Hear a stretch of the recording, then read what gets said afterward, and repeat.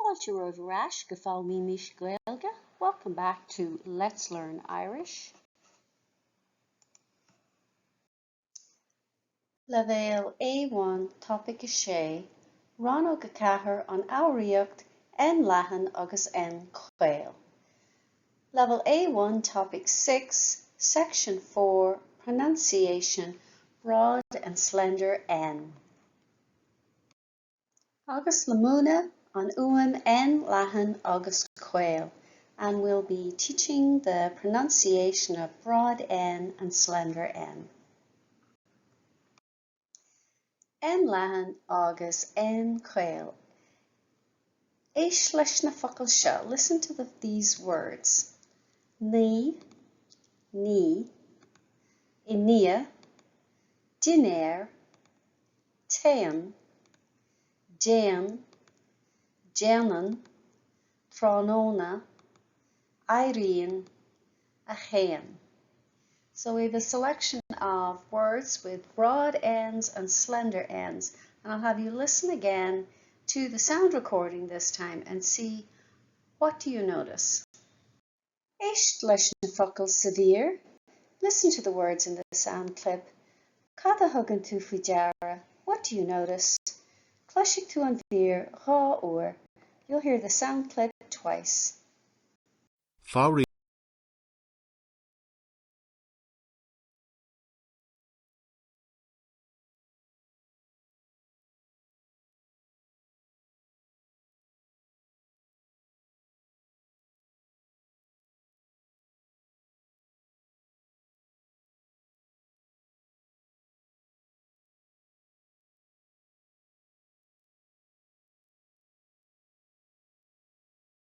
Fhoghraíocht cuid a. Ní, inia, dinéir, téan, déan, déanan, tránóna, éiríonn, a chéan. And this time I'll have you repeat them after me. Ní,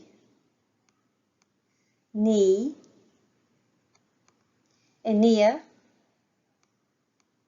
dinéir, téan, déan, déanan,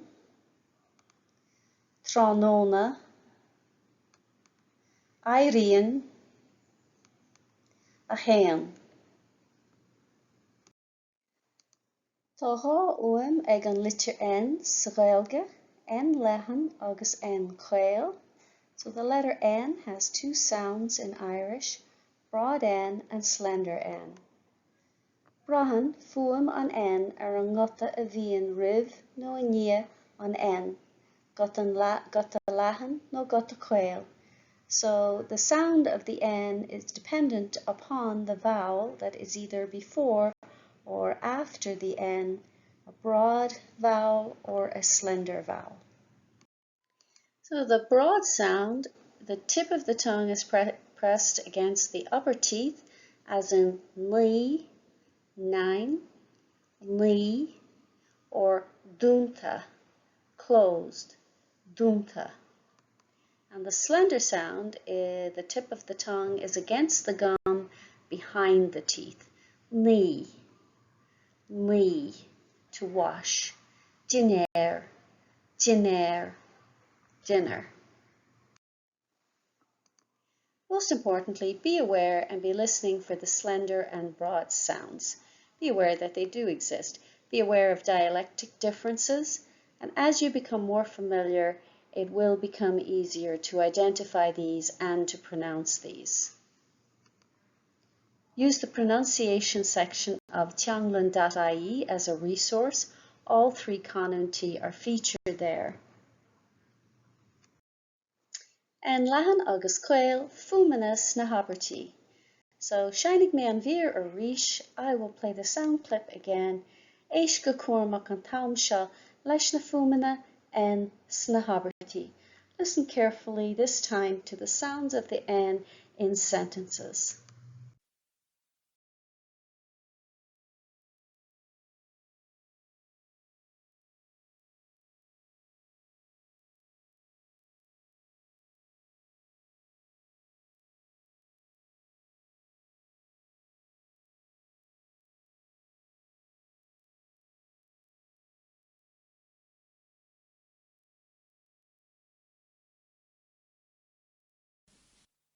Déanam an daoinear agus sé. Déanann sé an tiopadóireacht. Casam le cáirde sa tráthnóna. Éiríonn Rob ag an líochlog. Bíonn mo lón agam ag a shéan. And we'll go through these one more time and I'll explain them and then have you repeat them after me. I ream ag an lí a chlog. I get up at 9 o'clock. I ream ag an lí a chlog. Ní ólam cafe. I don't drink coffee.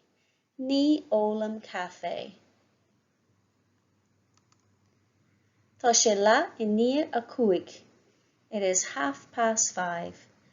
Tá sé le I níor a cúig. Ihem an dinéir ag a hocht. I eat the dinner at 8 o'clock. I eat dinner at 8. Ihem an dinéir ag a hocht.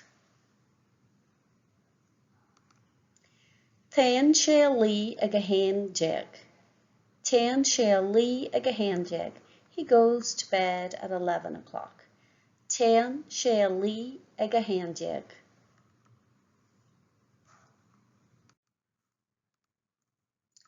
Déanam an dinéir ag a sé. I make dinner at 6. Déanam an dinéir ag a sé.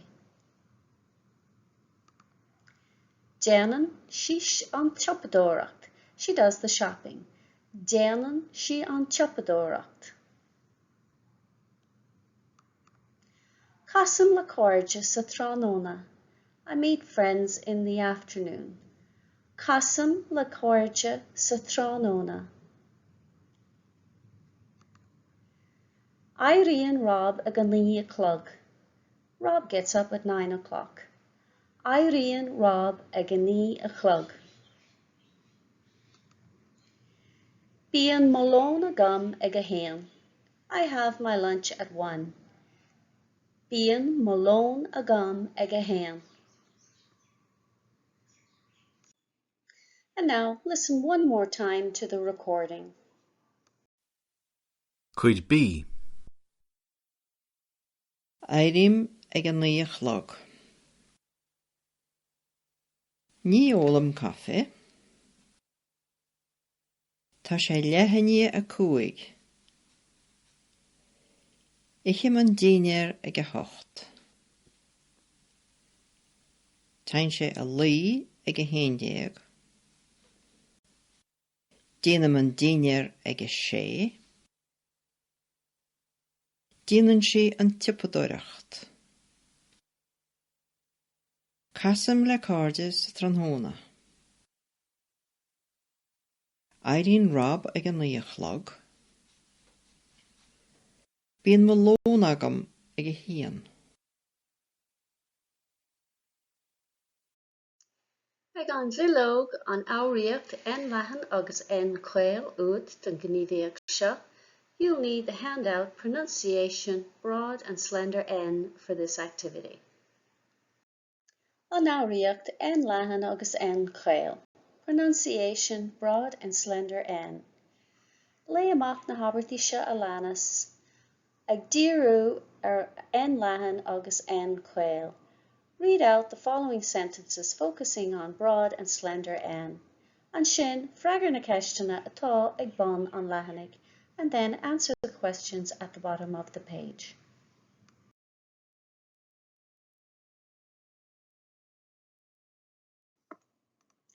Tá lí návid ag Nora. Nora has 9 enemies. Návid is enemy. Tá néanóir sa rang nach nihan a ninéir gach lá. There are 9 people in the class who don't eat their dinner every day. Tá néanóir sa rang nach nihan a ninéir gach lá. Tá mo nia nua Nick teen. My new nephew Nick is sick. Mo nia, my nephew. Nua, new. Ní bhíonn nóméid ann gan gáire. There isn't a moment without shame. Nóméid a moment or a minute, náire shame. Ní bhíonn nóméid ann gan náire. Ní léon tintán mar de hintán féin. There's no hearth like your own hearth, or there's no place like home. Níl éon tintán mar de hintán féin. Agus anois, aber im a dhéag, repeat after me. Tá lí návad ignora. Tá lí návad ignora. Tá néanóir sa rang nach nihan a ninéir gach lá. Tá néanóir sa rang nach nihan a ninéir gach lá.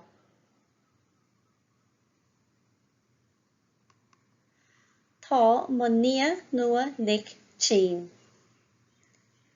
Tá mo nia nua Nick teen.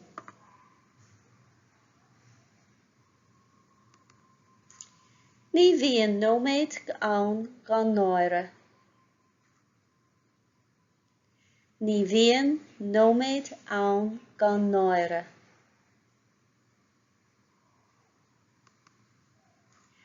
Níl éon tintán mar de hintán féin. Níl éon tintán mar de hintán féin. Agus anois ceisneamh, some questions for you to consider. Ceacha an abart is dúchlánaí le léamh. Which is the sentence that's most challenging to read? I know these sentences were a bit of tongue twister. So ceacha an abart is dúchlánaí le léamh. Which is the sentence that's most challenging to read? An bhfuil sé dúchlánach de bharr na bhuaimhne? No, na bhacail. Is it challenging because of the sounds or because of the words? Na bhuaimhne agus na bhacail, the sounds and the words. Agus sin deire le Rannóg a chathair an Fhoghraíocht an leathan agus an caol, and that's the end of section 4, pronunciation of broad and slender N, an N, leathan agus caol, the sound for N, broad and slender.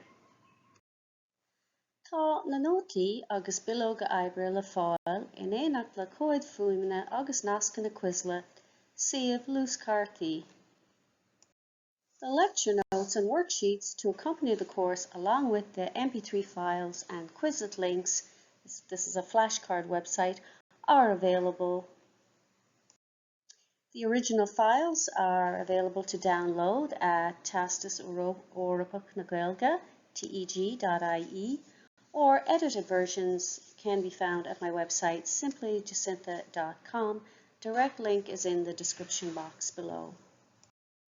Míle buíochas the Theastas Eorpach na Gaeilge as cead a thabhairt dom úsáid a bhaint as na háiseanna closamhairc atá le fáil ar a suíomh. Many thanks to Theastas Eorpach na Gaeilge for their information to use the learning materials and resources that are available on their website. Tásúil gom gur bhain sibh tanna bhas. I hope you enjoyed it and got some use out of it. If you did, like and subscribe and share with your friends who may be interested in learning Irish.